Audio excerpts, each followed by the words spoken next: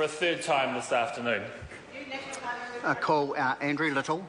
Thank you, Mr Speaker. Mr Speaker, I want to begin by acknowledging our colleague Tauhenare. And I know that in his comments earlier this afternoon he referred to comments I made in the second reading debate and that he took offence at. So I want to begin on a positive note by acknowledging that and saying to Tauhenare, I apologise for any offence caused by the reference to him and his wife, and I certainly wish him the best. The thing about Tauhenare is this, and the Right Honourable Winston Peters acknowledged it too. Tauhenare spent some time in an honourable and noble cause working for workers in the union movement. And I've long had a philosophy, as a union secretary, I've long had a philosophy that those who have worked for working people and in their cause are entitled to have that acknowledged and respected, because it is difficult work, it is hard work. And it is also for that reason, though I also wonder how it is that Mr Henare has found himself in the position where he is promoting this legislation that is not about supporting workers, that doesn't add or create or generate any greater freedom of choice. And although Mr Henare quoted Martin Luther King, and even he acknowledges that he is not his equivalent, as Jamie Lee Ross had suggested, my favourite union quote comes from an outstanding union leader of a period gone by, John L. Lewis, the first head of the AFL-CIO, who said, and I remember it from my best recall, slightly better than John Banks's, that it ill behoves those who have sheltered in the House of Labour and supped at its table to criticise with equal fervour and fine impartiality Labour and its protagonists when they are locked in deadly embrace. And so the benign remarks about those employers who have embarked on vicious lockouts this year, Taylor's AFCO, the Ports of Auckland, Oceania,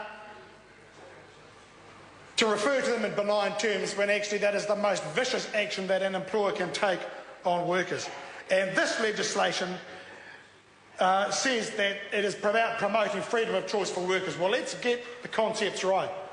And the chair of the Select Committee who considered it more recently, well, now the chair of that Select Committee, David Bennett, said in his comments that it is about freedom of choice. Workers have freedom of choice. They have the freedom of choice to belong to a union. We have voluntary unionism in this country, freedom of association. That is the choice. Just the same way as that so many people have the freedom to do so many other things. But once they've exercised that freedom of choice, we don't then get the government to go and interfering in all the other decisions that they get involved in. We don't get them involved in the Papakura Chess Club when they come to elect their president for the year, or decide who the committee is, or decide how they're going to spend their money. We don't have legislation that does that. We allow people the freedom of association to belong, and we allow workers the freedom to make that choice, to stick with their colleagues, to stick with their workmates, because here's the real truth about the National Party. They do not like it when workers not only have the freedom of choice but exercise it, because it upsets their corporate mates. And I might add this too, for those who criticise me, I have worked in my time with thousands of workers and with hundreds of employers, the hard grafting employers who are trying to make a crust, who are trying to make stuff that they can sell on the international market, who are every day battling against the economic conditions that are the responsibility of this government, not the least of which is an extraordinarily high exchange rate that this government cannot care about because it's led by a Prime Minister who made his millions of dollars off gaming exchange rates. They won't do anything about it, but so many employers who struggle to make ends meet and look after their workforce, who are trying to export into markets, who, when they price a job, do not know when they come to supply it that they're going to make money off it. They don't care about those employers. They care about the money men, the ones who can write out the big cheques, the ones who look after them. And I've worked for the strugglers and the battlers, the employers and their workforces, to make it work, to make it good. And they're the ones who we should care about. This law will do nothing for them or their workforces. Workers have the freedom of choice, but they shouldn't then have that freedom of choice interfered with by silly, meddling, meaningless, fruitless, pointless legislation like this, because it won't help. The difference between Labour Party and the National Party is that we are not locked in a 1970s mentality of the workplace and workforces as they are. They just don't get it. And with all due respect to Tauhenare, who is the great modernist of the National Party, he hasn't worked for a union for nearly over 20 years. 30 years it now is. No wonder they don't get it. No wonder they think that it's really smart to pass a law like this, because they are just out of touch and they just don't care. We can see what this legislation is about. We saw it because the submissions that it unleashed from its corporate employer mates in Business New Zealand. Let's see what they said. They said, oh, you don't stop at legislating for a secret ballot, as so many unions now have. Unions like the EPMU, the Service and Food Workers Union, First Union, and all those other, the Nurses Organisation, all those other decent, good, hard-edged leading unions, as they already have them. What did the Business New Zealand say? Oh, don't stop there, they said. Introduce more hurdles. Make it a 75% threshold before you can take strike action. Well, I don't see Business New Zealand calling for a 75% threshold for their boardroom decisions. Oh, no, they wouldn't want that. It's too hard. And, of course, the party of the corporate dollar sitting opposite wouldn't want to do that either. The right to withdraw one's labour is absolutely fundamental. Has been recognised in our laws for over 100 years, recognised internationally through that great institution, the International Labour Organisation. Blood was lost to secure it in this country and so many other countries. And even today, in many countries around the world, working people are losing their lives, losing their limbs to fight for the right to organise, to work with their colleagues and to stand up to their employers to get a fair and just settlement of their conditions.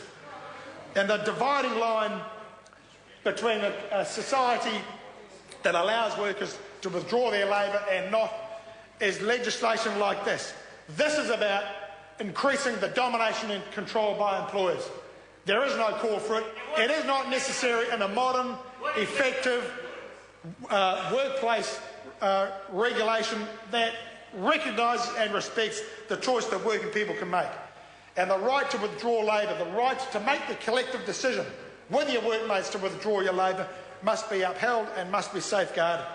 This bill is ill-informed, it's out of touch, it's a silly gesture designed to obstruct the observance of this basic right. It is unnecessary. Workers can make their own decision. They'll make a decision if they think it's right to go on strike, and they'll make a decision if they think it's not right to go on strike. And if this government was, and if this member who is promoting this bill was genuinely concerned about fairness and equality, then we would also have in this bill equal requirements on employers before they lock out.